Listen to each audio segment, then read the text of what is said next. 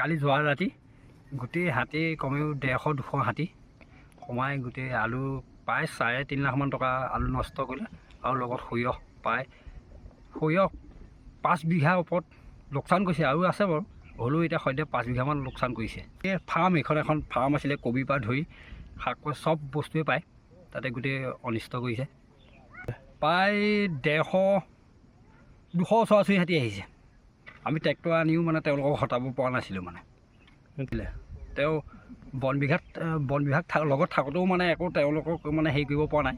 তেওঁলোকক সহায় কৰি আছে যদি ইফালে চবৰে ফাৰ্ম আছে ইয়াত অলপ এই ফাৰ্মতো মানে ইফালে যাব সিফালে যায়, সিফালে খেদিলে ইফালে যায় মানে তেনেকুৱা এটা অৱস্থা হৈছে। আৰু কুঁৱাটোৱে অলপ দিগদাৰ কৰিছে, সেইক্ষেত্ৰে খেতিটো মানে ৰাখিব পৰা নাই মানে দিব লগা হ'ল। আজি গোটেই খেতি উঠাই দিবলগীয়া হ'ল মানে ৰাতিলৈ আকৌ আহিব। নষ্ট হৈ গ'ল আমাৰ মানে গোটেই মানুহখিনি ধৰক কৃষিৰ ওপৰতে নিৰ্ভৰশীল হৈছে। বহুত দুখ লাগিছে তাৰমানে কোনো এইঘৰ মানুহে নাই যে মানুহবোৰে যে আলু খেতি কৰা নাই বা সৰিয়হ খেতি কৰা নাই। আমি আজি 4 দিনমান আগত সেই খান্দিছিলোঁ যদিও পৰিৱেশটো দেখি পেলাই বহুত বেয়া লাগি গৈছে তাৰমানে। সেইকাৰণে ভাবিছোঁ চৰকাৰকো কিবা এটা অনুমোদন দিবলৈ ক'ব পাৰে তাৰমানে ধৰক আমাৰ মানে নাই আমাৰ গাঁওখনৰ বা অইন গাঁও হ'লেও চব কৃষিৰ ওপৰতে নিৰ্ভৰ কৰি আছে তাৰমানে চব কৃষিজীৱী।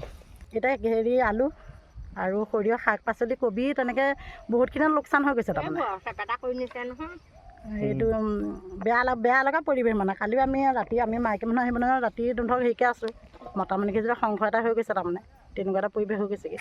আমাৰ আজি আহিব বুলি তাৰমানে খাবলৈ পাইছেতো ঘৰ দুৱাৰ কলগছ চলগছ বেৰিছে। এতিয়া গাঁৱতো যে সোমাব সেইটো মানে নাই মানে আমাৰ মাথাই কাণ পালেগৈ।